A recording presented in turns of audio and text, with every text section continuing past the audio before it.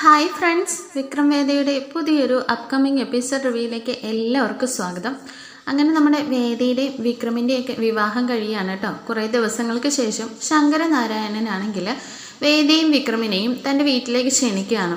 ആദ്യം വിക്രം കുറേ തടസ്സങ്ങളൊക്കെ പറയുന്നുണ്ടെങ്കിലും വേദയുടെ നിർബന്ധത്തിന് വഴങ്ങിയിട്ട് അവരങ്ങോട്ടേക്ക് ചെല്ലുകയാണ് കേട്ടോ. അങ്ങനെ ശങ്കരനാരായണൻ വേദയോട് നല്ല സ്നേഹത്തോടു കൂടിയൊക്കെ സംസാരിക്കുന്നുണ്ടെങ്കിലും നമ്മുടെ വിക്രമിനോട് വലിയൊരു ഇഷ്ടക്കേട് കാണിക്കാത്ത രീതിയിൽ വലുതായിട്ട് സംസാരിക്കുന്നൊന്നുമില്ല. അങ്ങനെ ഇരിക്കുകയാണ്. രാത്രിയായിട്ടുണ്ടാവും. അപ്പോൾ ശങ്കരനാരായണൻ ജഡ്ജാണല്ലോ. അപ്പോൾ ഒരു പ്രതിയെയും കൊണ്ട് പോലീസ് റിമാൻഡ് ചെയ്യാൻ വേണ്ടിയിട്ട് ശങ്കരനാരായണൻ്റെ അടുത്തേക്ക് വരികയാണ് കേട്ടോ. അങ്ങനെ വരുമ്പോഴേക്കും എന്താ കേസെന്നൊക്കെ ചോദിക്കുന്ന സമയത്ത് ഒരു ചെറിയ പയ്യനാണ്. അപ്പോൾ പറയുന്നുണ്ട്, സാർ കല്യാണ വീട്ടിൽ നിന്ന് സ്വർണം മോഷ്ടിച്ചതിൻ്റെ പേരിലാണ് ഇയാളെ അറസ്റ്റ് ചെയ്തിരിക്കുന്നത്. ഇയാളെ 16 ദിവസത്തേക്ക് റിമാൻഡ് ചെയ്യണമെന്ന് ഇങ്ങനെ പോലീസുകാരും പറയുന്നുണ്ട്. അപ്പോൾ ശങ്കരനാരായണൻ ചോദിക്കുന്നുണ്ട്, എന്തിനാ ഒരു ചെറിയൊരു മോഷണ കേസല്ലേ, എന്തിനാ 14 ദിവസത്തേക്ക് റിമാൻഡ് ചെയ്യുന്നത്? അത് സാർ, ഇനി ഇതിൻ്റെ പേരിൽ മറ്റെന്തെങ്കിലും ഗൂഢാലോചനകളുണ്ടോ, ഇവൻ ഇത് തന്നെയല്ല വേറെ ഏതെങ്കിലും മോഷണങ്ങളൊക്കെ നടത്തിയിട്ടുണ്ടോ എന്നൊക്കെ അറിയാനാണ് എന്നിങ്ങനെ അയാൾ പറയുകയാണ്. അപ്പോഴേക്കും വിക്രം ഇങ്ങനെ ആ പയ്യനെ ഇങ്ങനെ നോക്കുന്നുണ്ട്. അങ്ങനെ ആ പയ്യനെ നോക്കുന്ന സമയത്ത് അയാളുടെ പോക്കറ്റിലൊരു പേനയുണ്ടാവും. ആ പയ്യൻ്റെ ഇങ്ങനെ തോളിലായിട്ട് പച്ച കുത്തിയിട്ടുണ്ട്, ഒരു പെൺകുട്ടിയുടെ പേര് കേട്ടോ. അങ്ങനെ അത് കാണുമ്പോഴേക്കും വിക്രം അങ്ങനെ ശ്രദ്ധിച്ചു നോക്കുന്നുണ്ട്. ഈ സമയം നമ്മുടെ ശങ്കരനാരായണനാണെങ്കിൽ കേസ് ഫയലൊക്കെ പഠിക്കുന്നുണ്ട്. അതിനുശേഷം എന്നാൽ ഓക്കെ ഒരാഴ്ചത്തേക്ക് റിമാൻഡ് ചെയ്യാമെന്ന് പറഞ്ഞിട്ട് സൈൻ ചെയ്യാൻ പോകുമ്പോഴേക്കും നമ്മുടെ വിക്രം പറയുന്നുണ്ട്, സാർ 1 മിനിറ്റ് എന്ന് പറഞ്ഞിട്ട് ആ പയ്യൻ്റെ അടുത്തേക്ക് ഇങ്ങനെ ചെല്ലുകയാണ് കേട്ടോ. വിക്രം ഇങ്ങനെ കേസിലേക്ക് ഇടപെടാനായിട്ട് ഇങ്ങനെ ചെല്ലുമ്പോഴേക്കും വീട്ടിലുള്ള എല്ലാവരും തന്നെ അത്ഭുതപ്പെട്ടു പോവുകയാണ് കേട്ടോ. കാരണം ശങ്കരനാരായണൻ്റെ കേസുമായിട്ട് അല്ലെങ്കിൽ കോടതിയായിട്ട് ബന്ധപ്പെട്ട കാര്യത്തിൽ വീട്ടിലുള്ളവരാരും തന്നെ ഇടപെടാറില്ല. ഇത് തന്നെയല്ല, ഒരു വിചാരണ കൂടിയല്ല, ഒരു ലീഗൽ ഫോർമാലിറ്റിയാണ്. അതിന് വേണ്ടിയിട്ട് മറ്റാരും തന്നെ ഇതിൽ ഇടപെടാൻ പാടില്ല എന്നിങ്ങനെ പറയുകയാണ് കേട്ടോ. അപ്പോഴേക്കും വിക്രം പറയുന്നുണ്ട്, ഒരു ഫോർമാലിറ്റി അല്ലേ, ഒരു വിചാരണയും കൂടാതെ എന്തായാലും അയാളെ ജയിലിലടയ്ക്കുന്നത് ദോഷമല്ലേ സാർ എന്ന് പറഞ്ഞിട്ട് ഞാൻ ഒരു കാര്യം ചോദിച്ചോട്ടെ എന്ന് പറഞ്ഞിട്ട് അയാളുടെ അടുത്തേക്ക് പോവാണ് കേട്ടോ. അപ്പോൾ നമ്മുടെ വേദയും തടുക്കുന്നുണ്ട്, വിക്രം വേണ്ട, ഇത് ലീഗൽ ഫോർമാലിറ്റിയാണ്, ഈ പ്രശ്നങ്ങളിനകത്തൊന്നും ഇടപെടേണ്ട എന്ന് പറയുമ്പോൾ വേദ 1 മിനിറ്റ്, ഞാൻ ഒന്നിലും ഇടപെടുന്നില്ല. ഒരിക്കലും ഒരു കല്യാണ വീട്ടിൽ മോഷ്ടിക്കാൻ പോകുന്ന ഒരാൾ ഒരു പെണ്ണും കൊണ്ട് പോയില്ലല്ലോ എന്ന് പറഞ്ഞിട്ട് ആ പയ്യൻ്റെ അടുത്തേക്ക് വിക്രം ചെല്ലുകയാണ് കേട്ടോ. അങ്ങനെ വിക്രമാണെങ്കിൽ ശങ്കരനാരായണനോട് പറയുന്നുണ്ട്, സാർ ഇയാളെ ഒന്ന് ചോദ്യം ചെയ്തതിന് ശേഷം റിമാൻഡിലേക്ക് സൈൻ ചെയ്യാവുള്ളൂ എന്ന് ഇങ്ങനെ പറയാം കേട്ടോ. ഇത് കേട്ടിട്ട് ശ്രീകാന്ത് അങ്ങോട്ടേക്ക് ദേഷ്യപ്പെട്ട് വരുന്നുണ്ട്. വിക്രം, നീ എന്തേ കാണിക്കുന്നത്? നിനക്ക് എന്തറിയാമായിരുന്നിട്ടാ? അതെ, നിയമങ്ങളെക്കുറിച്ചും നിയമസാധ്യതകളെക്കുറിച്ചും ഒക്കെ നിനക്ക് വല്ല മണ്ണാങ്കട്ടയെ അറിയുമോ എന്ന് ചോദിച്ചിട്ട് നമ്മുടെ വിക്രമിൻ്റെ നേരെ ദേഷ്യപ്പെട്ടുകൊണ്ട് വരികയാണ് കേട്ടോ. അപ്പോഴേക്കും വിക്രം പറയുന്നുണ്ട്, അതെ അളിയ, ഒന്ന് ക്ഷമിച്ചു നോക്ക്. നിയമം എന്ന് പറഞ്ഞാൽ നമ്മുടെ നിയമസാധ്യതയിൽ പറഞ്ഞിട്ടുള്ളത് 1000 കുറ്റവാളികൾ രക്ഷപ്പെട്ടാലും ഒരു നിരപരാധി പോലും ശിക്ഷിക്കപ്പെടാൻ പാടില്ല എന്നല്ലേ. ഒരുപക്ഷെ ഇയാൾ നിരപരാധിയാണെങ്കിൽ 6 മാസത്തോളം ഇയാൾ ജയിൽ ശിക്ഷ അനുഭവിക്കും. എന്നാൽ ഇയാൾക്ക് ആ ഉണ്ടാവുന്ന പെരുമയും ഒക്കെ നഷ്ടപ്പെട്ട് കഴിഞ്ഞാൽ ഒരിക്കലും ആ പേര് തിരിച്ചു കിട്ടില്ല. കള്ളനെന്നുള്ള പേര് മുദ്ര കുത്തി കഴിഞ്ഞാൽ അയാൾക്കത് മാറുകയില്ല എന്നിങ്ങനെ വിക്രം പറയാണ് കേട്ടോ. ഇത് കേട്ടിട്ട് ശങ്കരനാരായണനും ഇങ്ങനെ ഇത് ശ്രദ്ധിക്കുന്നുണ്ട്. അങ്ങനെ വിക്രം നേരെ ശങ്കരനാരായണൻ്റെ നേരെ തിരിഞ്ഞിട്ട് പറയുന്നുണ്ട്, സാർ എന്തായാലും ചോദ്യം ചെയ്തില്ലെങ്കിലും അവന് പറയാനുള്ളത് എന്താണെന്നെങ്കിലും ഒന്ന് കേൾക്കൂ സാർ എന്ന് പറയാണ്. ഇത് കേട്ടിട്ട് അതൊക്കെ മുടക്കാനായിട്ട് പോലീസുകാരിങ്ങനെ മുമ്പിൽ കയറിയിട്ട് പറയുന്നുണ്ട്, സാർ ഇതിനൊന്നും വെറുതെ സമയം കളയുന്നതാണ്. ഇവനെ സംസാരിക്കാൻ അനുവദിച്ചു കഴിഞ്ഞാൽ ഇവൻ എന്തൊക്കെയാണ് വാ തുറന്ന പറയുന്നതെന്നറിയില്ല. തന്നെയല്ല, ഇവനെ പുറത്തു വിട്ട് കഴിഞ്ഞാൽ കേസിനാസ്പദമായ എവിഡൻസ് എല്ലാം നശിപ്പിക്കാനും അത് വഴിതെളിക്കും സാർ. അതുകൊണ്ട് ഇവനെ എത്രയും പെട്ടെന്ന് റിമാൻഡ് എഴുതിയാൽ ഞങ്ങൾ പൊക്കോളാം എന്ന് പറഞ്ഞിട്ട് ആ പോലീസുകാരൻ ഇങ്ങനെ ധൃതി വെക്കുന്നുണ്ട് കേട്ടോ. ഈ സമയം ശ്രീകാന്ത് വീണ്ടും ഇടയ്ക്ക് കയറി പറയുന്നുണ്ട്, അച്ഛാ ഇവൻ വെറുതെ ഓരോന്ന് പറഞ്ഞിട്ട് കുഴപ്പിക്കുന്നതാണ്, ഇവന് വേറെ പണിയൊന്നുമില്ല. അച്ഛൻ ബാക്കി പ്രൊസീജിയർ എല്ലാം നോക്കുന്നിങ്ങനെ പറയാം കേട്ടോ.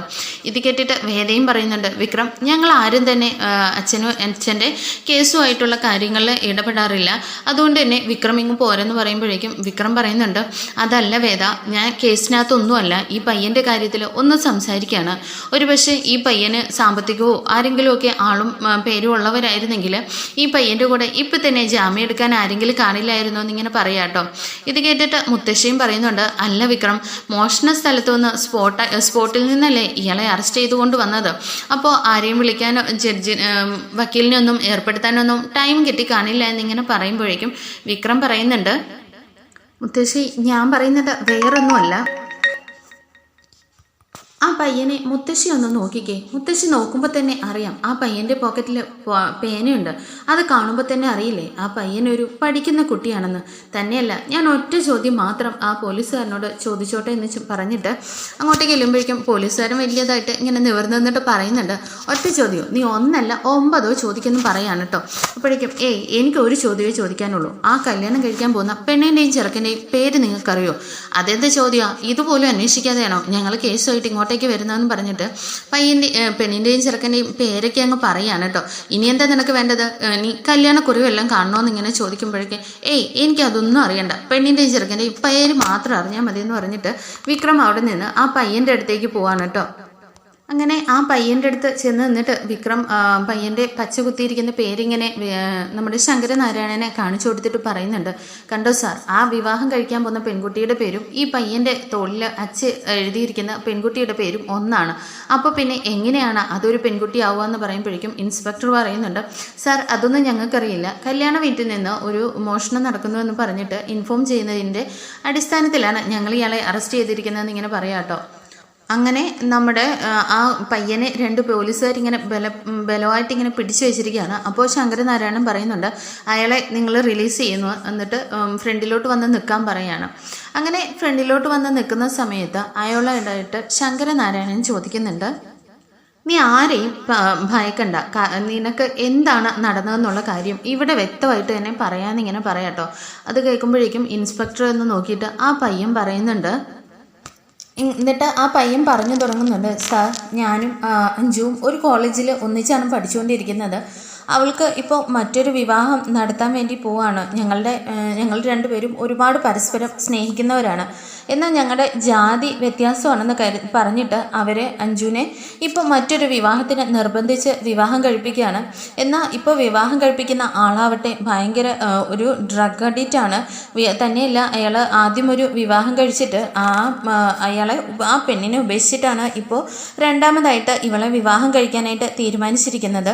എന്നാൽ എനിക്ക് അഞ്ജു ഇന്നലെ ഒരു മെസ്സേജ് അയച്ചിരുന്നു, ഞാൻ ഈ വിവാഹം ഒരിക്കലും നടക്കാൻ പാടില്ല, ഇനി അഥവാ ഈ വിവാഹം നടക്കുകയാണെങ്കിൽ ഞാൻ ജീവനോട് ഇരിക്കില്ല, എന്നെ എങ്ങനെയെങ്കിലും നീ വന്ന് ഇവിടെ നിന്ന് രക്ഷിക്കുന്നു പറഞ്ഞിട്ട് എനിക്കൊരു വോയിസ് മെസ്സേജ് അയച്ചിരുന്നു. അതുകൊണ്ടാണ് ഞാൻ എൻ്റെ ജീവൻ പണയം വെച്ചിട്ട് പോലും അവളെ രക്ഷിക്കാനായിട്ടാണ് സാർ ഞാൻ ആ വീട്ടിലേക്ക് കടന്നത് എന്നിങ്ങനെ പറയാണ് കേട്ടോ. ഇത് കേൾക്കുമ്പോഴേക്കും ശങ്കരനാരായണൻ ചോദിക്കുന്നുണ്ട്, എന്നിട്ട് നിൻ്റെ ഫോൺ എവിടെ? ആ വോയിസ് മെസ്സേജ് ഇപ്പോൾ ഫോണിലുണ്ടോ എന്നിങ്ങനെ ചോദിക്കുമ്പോഴേക്കും ആ പയ്യൻ പറയുന്നുണ്ട്, അതെ സാർ, എൻ്റെ ഫോണൊക്കെ ഇവർ മേടിച്ചു വെച്ചു എന്ന് പറയാണ്. അപ്പോൾ ഇൻസ്പെക്ടർ പറയുന്നുണ്ട്, സാർ ഇവൻ വെറുതെ പറയുന്നതാണ്, അങ്ങനെ ഒരു ഫോണും ഇല്ല എന്നിങ്ങനെ പറയുമ്പോഴേക്കും ആ പയ്യനോട് ചോദിക്കുന്നുണ്ട്, നിൻ്റെ ഫോൺ ആരാണ് മേടിച്ചു വെച്ചത്? അപ്പോൾ വേറെ പോലീസുകാരനെ കാണിച്ചു കൊടുക്കുകയാണ് കേട്ടോ. അങ്ങനെ അയാളോട് ഫോണിങ് താന്ന് പറയുമ്പോൾ ഇൻസ്പെക്ടർ പറയുന്നുണ്ട്, സാർ അതാ അയാളുടെ ഫോൺ തന്നെയാണ്, എന്തായാലും അതിങ്ങ് തരുമെന്ന് പറഞ്ഞ് ശങ്കരനാരായണൻ ആ ഫോൺ മേടിക്കുകയാണ് കേട്ടോ. ആ ഫോൺ മേടിച്ച് പയ്യൻ്റെ കയ്യിൽ കൊടുത്തിട്ട് പറയുന്നുണ്ട്, ഈ ഫോണിൻ്റെ ലോക്കൊന്ന് അഴിച്ചെന്നിങ്ങനെ. അപ്പോഴേക്കും ലോക്കിങ്ങനെ അഴിച്ച് ഓപ്പണാക്കി ശങ്കരനാരായണനിൽ ഫോൺ കൊടുക്കുകയാണ് കേട്ടോ. അപ്പോൾ ശങ്കരനാരായണൻ ഇൻസ്പെക്ടറോടായിട്ട് ചോദിക്കുന്നുണ്ട്, അല്ല ആ ഇൻസ്പെക്ടറുടെ ആ പോലീസുകാരൻ്റെ ഫോണിൻ്റെ ലോക്ക് എങ്ങനെ ഈ പയ്യനെ കൃത്യമായിട്ട് അറിയാമെന്ന് ചോദിക്കുമ്പോൾ ഇൻസ്പെക്ടർ ഇങ്ങനെ തലകുനിച്ച് നിൽക്കുകയാണ് കേട്ടോ. ഇത് കണ്ടിട്ട് ശങ്കരനാരായണനെ അയാളെ ഒന്ന് നോക്കിയിട്ട് ഇരുത്തി മൂളുന്നുണ്ട്. എന്നിട്ട് ആ വോയിസ് മെസ്സേജ് കേൾപ്പിച്ച് കൊടുക്കുകയാണ് കേട്ടോ പയ്യൻ. ഇങ്ങനെ തന്നെ വന്ന് രക്ഷിക്കുക, ഇല്ലെങ്കിൽ ഞാൻ ചത്തുകളയും എന്നൊക്കെ ഇങ്ങനെ പറഞ്ഞുകൊണ്ടുള്ള ഒരു വോയിസ് മെസ്സേജാണ്. ഇത് ശങ്കരനാരായണൻ കേട്ട് നോക്കുന്നുണ്ട് കേട്ടോ. ഇത് കേട്ടിട്ട് ഇൻസ്പെക്ടറൊക്കെ ഇങ്ങനെ മിണ്ടാതെ തന്നെ നിൽക്കുകയാണ്. ഈ സമയം ഈ കാര്യങ്ങളെല്ലാം പറഞ്ഞിട്ട് ആ പയ്യൻ ഇങ്ങനെ പൊട്ടിക്കരയാണ് കേട്ടോ. ആ പയ്യൻ്റെ അടുത്തേക്ക് വിക്രം ചെന്നിട്ട് പറയുന്നുണ്ട്, നീ ഇനി ഒന്നുകൊണ്ടും വിഷമിക്കണ്ട, എന്തായാലും നീതിയുടെ സത്യത്തിൻ്റെ കൂടെ തന്നെ നമ്മുടെ ജഡ്ജി സാർ ഉണ്ടാവും, നീ ഒരു കാരണം കൊണ്ടും ഭയപ്പെടേണ്ട, ആ പെൺകുട്ടിയും നിന്നെയും സാറ് രക്ഷപ്പെടുത്തിക്കോളൂ എന്നൊക്കെ ഇങ്ങനെ പറയാണ് കേട്ടോ. അങ്ങനെ സമാധാനിപ്പിച്ചിട്ടുണ്ട്. ആ പയ്യൻ ഇങ്ങനെ വിക്രമിനെ നോക്കുന്നുണ്ട്. അങ്ങനെ ശങ്കരനാരായണനാണെങ്കിൽ ആ ഇൻസ്പെക്ടറോടായിട്ട് നന്നായിട്ട് ഷൗട്ട് ചെയ്യുന്നുണ്ട് കേട്ടോ. എന്താ നിങ്ങൾ വിചാരിച്ചത്? ഒരു ജഡ്ജിയായി എന്നെ പോലും ഇവിടെ വന്നിട്ട് കബളിപ്പിക്കാമെന്നാണോ കരുതിയത്? ഇങ്ങനെയാണോ നിങ്ങളൊരു കേസ് നടത്തുക? ഒരു നിരപരാധിയെ കൊണ്ടുവന്ന് മുന്നിൽ നിർത്തിയിട്ട് റിമാൻഡ് വേണം പോലും. നിങ്ങളുടെയൊക്കെ വാക്കുകൾ ഇനി എത്രത്തോളം വിശ്വാസയോഗ്യമാവും എന്നൊക്കെ പറഞ്ഞിട്ട് സാർ അത് അങ്ങനെയെന്നൊക്കെ പറഞ്ഞിട്ട് ഓരോന്ന് പറയാൻ ഇൻസ്പെക്ടർ ശ്രമിക്കുന്നുണ്ടെങ്കിലും ശങ്കരനാരായണൻ പറയുന്നുണ്ട്, മതി, നിർത്തിക്കോ. ഇനി ഈ കേസുമായിട്ട് നിങ്ങൾക്ക് 3 പേർക്കും ഈ കേസുമായിട്ട് യാതൊരു ബന്ധവും ഇല്ല. ഞാൻ DYSPയെ തന്നെ നേരിട്ട് ഈ കേസ് ഏൽപ്പിക്കുന്നതായിരിക്കും. എന്നിട്ട് കുറേ സൈനും കാര്യങ്ങളും ഒക്കെ ഡീറ്റെയിൽ ആയിട്ട് ഫയലിൽ എഴുതിയിട്ട് പറയുന്നുണ്ട്. ഇപ്പം തന്നെ ആ പെൺകുട്ടിയെ ഒരു ഹോം കെയറിലേക്ക് ആക്കുക. ഇനി ഈ പയ്യനുമായിട്ട് എന്തെങ്കിലും ഒരു ഇഷ്യൂ ഉണ്ടായാൽ അത് നിങ്ങളുടെ ജോലിയെ തന്നെ ബാധിക്കുന്നതായിരിക്കും. ഇത് ഞാനാണ് ഓർഡർ ഇടുന്ന് പറഞ്ഞിട്ട് ശങ്കരനാരായണൻ കുറേ കാര്യങ്ങളൊക്കെ എഴുതി സൈൻ ചെയ്തിട്ട് ഇത് എത്രയും പെട്ടെന്ന് DYSPയെ ഏൽപ്പിക്കാമെന്ന് പറഞ്ഞിട്ട് ആ ഫയലും കൊടുക്കുകയാണ് കേട്ടോ. അതിനകത്ത് നമ്മുടെ പെൺകുട്ടിയെ ഹോം കെയറിലാക്കാനുള്ള കാര്യങ്ങളൊക്കെയാണ് ഉള്ളത്. ഈ സമയം നമ്മുടെ വിക്രമ ആ പയ്യനെ ഇങ്ങനെ ചേർത്ത് പിടിച്ചേക്കാണല്ലോ. ഇത് കാണുമ്പോൾ വേദയ്ക്ക് ഒരുപാട് സന്തോഷമാകുന്നുണ്ട് കേട്ടോ. അങ്ങനെ വിക്രം ആ പയ്യനെ ഇങ്ങനെ ഇനി പ്രശ്നങ്ങളൊന്നുമില്ല, പേടിക്കണ്ട എന്നൊക്കെ പറഞ്ഞിട്ട് കൂളെന്നൊക്കെ പറഞ്ഞിട്ട് ഇങ്ങനെ ചേർത്ത് നിർത്തുകയാണ്. ശങ്കരനാരായണൻ ആ പയ്യനോട് ചോദിക്കുന്നുണ്ട്, ഇനിയിപ്പോൾ താൻ എന്താ ചെയ്യുന്നത്? വീട്ടിലേക്ക് പോകുന്നോ അതോ ഇന്ന് ഇവിടെ സ്റ്റേ ചെയ്യുന്നോ എന്ന് ചോദിക്കുമ്പോൾ വിക്രം പറയുന്നുണ്ട്, അല്ല സാർ, ഞാൻ എൻ്റെ ഫ്രണ്ട്സിനെ വിളിച്ചിട്ടുണ്ട്, അവർ വന്ന് ഇവനെ കൂട്ടിക്കൊണ്ടുപോയി വീട്ടിലാക്കിക്കോളൂ എന്നിങ്ങനെ പറയാം കേട്ടോ. ഇത് കേട്ടിട്ട് അവനും ശരി, ഞാൻ വീട്ടിൽ പൊക്കോളാം എന്നിങ്ങനെ പറയുകയാണ്. ഈ സമയം എല്ലാവരും ഉള്ളിലേക്ക് ഇങ്ങനെ കയറി പോകുമ്പോഴേക്കും ശങ്കരനാരായണൻ്റെ അടുത്ത് ചെന്നിട്ട് വിക്രം പറയുന്നുണ്ട്, അങ്കിൾ, ഒരുപാട് താങ്ക്സ് ഉണ്ട്. ഒരു നിരപരാധി, അതും പഠിച്ചുകൊണ്ടിരിക്കുന്ന ഒരു വിദ്യാർത്ഥിയെ ഈ കേസിൽ നിന്ന് രക്ഷപ്പെടുത്തിയതിനെന്നൊക്കെ ഇങ്ങനെ വിക്രം പറയുകയാണ്. അങ്ങനെ ശങ്കരനാരായണൻ പറയുന്നുണ്ട്, ഏയ് അല്ല വിക്രം, ഞാൻ നിനക്കാണ് താങ്ക്സ് പറയേണ്ടത്. ഇപ്പോൾ നീ ഇല്ലായിരുന്നെങ്കിൽ ഞാനും ഇതിലൊന്നും കണക്കാക്കാതെ ഒരു തീരുമാനം എടുത്തേനെ. എന്തായാലും നീ കാരണം എനിക്കും ഒരു സത്യത്തിൻ്റെ കൂടെ നിൽക്കാൻ പറ്റിയെന്ന് പറഞ്ഞിട്ട് ശങ്കരനാരായണനാണെങ്കിൽ ഇങ്ങനെ വിക്രമിൻ്റെ തോളത്തിങ്ങനെ തട്ടിക്കൊടുത്തിട്ട് ശങ്കരനാരായണൻ അകത്തേക്ക് കയറി പോവാണ് കേട്ടോ. ഇത് കണ്ടിട്ട് എല്ലാവരും ഇങ്ങനെ അത്ഭുതപ്പെട്ട് നിൽക്കുകയാണ്. ശ്രീകാന്തിൻ്റെ മുഖത്ത് നോക്കിയിട്ട് വിക്രം ഇങ്ങനെ നോക്കുന്നുണ്ട്. ശ്രീകാന്ത് ഒന്നും അറിയാത്ത രീതിയിൽ അകത്തേക്ക് കയറി പോകുന്നുണ്ട് കേട്ടോ. അങ്ങനെ മുത്തശ്ശി ചോദിക്കുന്നുണ്ട്, അല്ല മോൻ എങ്ങനെ അവനെ കണ്ടപ്പോൾ തന്നെ, ആ പയ്യനെ കണ്ടപ്പോൾ തന്നെ ഇത്ര സത്യങ്ങളൊക്കെ ഇതാണെന്ന് ബോധ്യപ്പെട്ടു എന്ന് ഇങ്ങനെ ചോദിക്കുകയാണ് കേട്ടോ. അപ്പോഴേക്കും വിക്രം വേദ പറയുന്നുണ്ട്, അതെ, അതാണ് എൻ്റെ ഭർത്താവ് എന്ന് പറഞ്ഞിട്ട് ഭയങ്കര ക്രെഡിറ്റോട് കൂടി ഇങ്ങനെ നിൽക്കുകയാണ് കേട്ടോ. അപ്പോൾ ദീപ്തിയും പറയുന്നുണ്ട്, ചേച്ചി, വിക്രമേട്ടൻ സൂപ്പർ, അടിപൊളി എന്നൊക്കെ ഇങ്ങനെ പറയാൻ കേട്ടോ. അങ്ങനെ നമ്മുടെ വേദയ്ക്ക് ഒരുപാട് അഭിമാനമുള്ള നിമിഷമാണ് വേദയുടെ വീട്ടിൽ നിന്നുണ്ടാവുന്നത്. അങ്ങനെ ഈ സമയം ആ പയ്യനിങ്ങനെ പോവാണ്ട് തന്നെ നിൽക്കുകയാണ്. അപ്പോഴേക്കും പയ്യൻ വിക്രമിനോട് ഒരുപാട് താങ്ക്സ് പറയുന്നുണ്ട്. ചേട്ടനില്ലായിരുന്നെങ്കിൽ ഇന്നിപ്പോൾ എൻ്റെ ജീവിതം വേറൊരു തലത്തിലേക്ക് തന്നെ മാറിയേനെ. തന്നെയല്ല, അവളുടെ ജീവിതം കൂടി എങ്ങനെയാവുമെന്ന് എനിക്കറിയില്ലായിരുന്നു എന്നൊക്കെ പറഞ്ഞിട്ട് ഇങ്ങനെ വിക്രമിനെ ചേർത്ത് ഇങ്ങനെ കരഞ്ഞിട്ട് ഇങ്ങനെ കാലിൽ വീഴാൻ തുടങ്ങുകയാണ് കേട്ടോ. അപ്പോഴേക്കും വിക്രം പെട്ടെന്ന് തന്നെ ചേർത്ത് നിർത്തി ഇങ്ങനെ പയ്യനെ ഇങ്ങനെ നെഞ്ചോട് ചേർക്കുന്നുണ്ട്. എന്നിട്ട് പറയുന്നുണ്ട്, എന്തായാലും നീ പഠിത്തം അവസാനിപ്പിക്കാൻ പാടില്ല. ആ പെൺകുട്ടി ഇനി സേഫ് ആയിരിക്കും.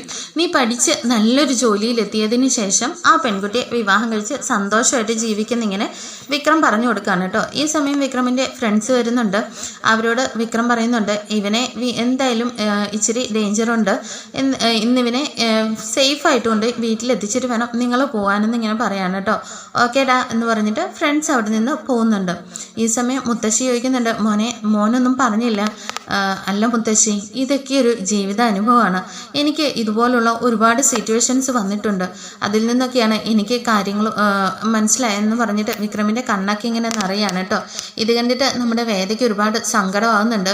കാരണം നമ്മുടെ വിക്രമാണെങ്കിൽ ഇതുപോലെയുള്ള ഒരുപാട് കേസുകളിൽ പഠിച്ചുകൊണ്ടിരിക്കുന്ന സമയത്ത് കള്ളക്കേസിൽ കുടുങ്ങിയിട്ടൊക്കെയാണ് ജയിലിൽ പോയതും വിക്രമിൻ്റെ പഠിത്തം പാതി വെച്ച് മുടങ്ങിയതും പിന്നീട് സമൂഹത്തിൽ ഒരു ഗുണ്ട എന്നുള്ള പേര് പോലും വീഴാൻ കാരണമായതുമൊക്കെ അതൊക്കെ നമ്മുടെ വേദ അറിഞ്ഞിട്ടുണ്ട് ഈ സമയം തന്നെ. അങ്ങനെ ഇതൊക്കെ ഓർത്തിട്ട് വിക്രമിനെ ചേർത്ത് പിടിക്കുകയാണ് വേദ. അങ്ങനെ ഭയങ്കര അഭിമാനത്തോടു കൂടി വിക്രമും വേദയും കൂടി നിൽക്കുന്നത് കാണിച്ചുകൊണ്ടാണ് എപ്പിസോഡ് തീരുന്നത്. അടുത്ത എപ്പിസോഡ് നമുക്ക് കാണാം. Thank you for watching.